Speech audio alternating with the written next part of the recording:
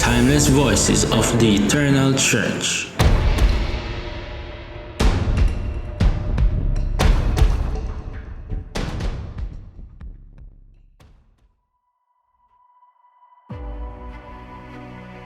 Maeyken Wens, Antwerp, Belgium, October 6, 1573. Maeyken Wens was the God-fearing wife of a faithful lay minister, Matthias Wens, a mason by trade in the city of Antwerp. These brethren, as they call themselves, rejected infant baptism as a means of salvation, practicing believers' baptism on confession of faith instead. They were derisively called Anabaptizers or rebaptizers by their detractors. Their insistence upon reading and teaching the word of God among lay people, refusal to bear the sword, and forbidding the swearing of oaths guaranteed their persecution from a state church that found these beliefs akin to treason. Maeyken Wens was arrested in the month of April 1573, along with Hans and Jannekin van Moonsdrop and two other women, Maeyken and Lischkin.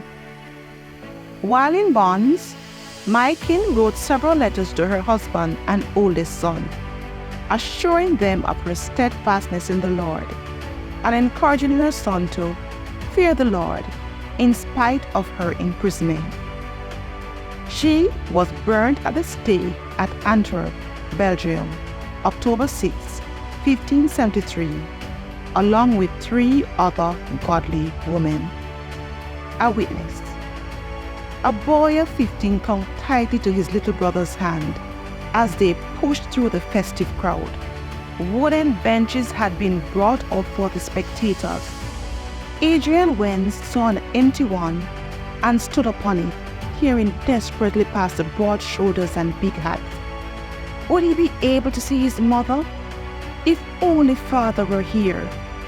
But a knock at the door last night, a whispered word, "They will be on the lookout for sympathizers tomorrow.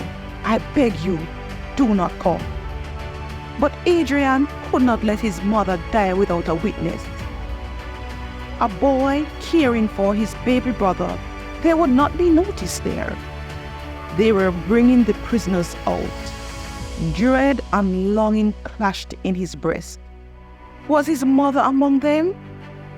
He had not seen her for 6 months, not since the terrible day soldiers had burst into the home of Hans and Jannekin van Moonsdrop, where his mother had gathered with other friends. But she had written several times. In his pocket was a letter she had written to him, delivered only yesterday. "Oh, my dear son, though I will soon be taken from you, begin now in your youth to fear God." Then he saw her, passing by the crowd with soldiers on either side, heading for the 4 stakes in the center of the square. Adrian stared in horror. The mouth of his mother was contorted, her tongue pierced with a cruel screw to keep her from speaking to the crowd. Darkness rushed at Adrian, and he felt himself falling. Adrian opened his eyes. Little Hans was sitting by his side, whimpering. The crowd was gone. All that remained were 4 charred stakes in the center of the town square. Trembling, Adrian took a stick and poked it in the still smoking ashes. The stick caught on something, and he bent to pick it up. A tongue screw. "Oh, mother, mother," he cried, "I have heard you speak. I will follow our Lord, just as you have done." Voice of the hero. My dear son, do not be afraid of this suffering. It is nothing compared to the suffering which endures forever. The Lord has taken away all my fear. I cannot fully thank my God for the grace which He has shown me. From a letter written by Maeyken Wens to her 15-year-old son Adrian on October 5, 1573, from prison. What we suffer now is nothing compared to the glory He will give us later.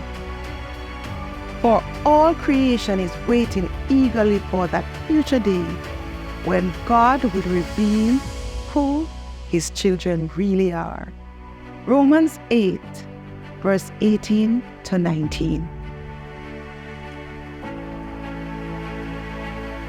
Reading from the complete book of Christian heroes, over 200 stories of courageous people who suffered for Jesus, compiled by Dave and Nita Jackson.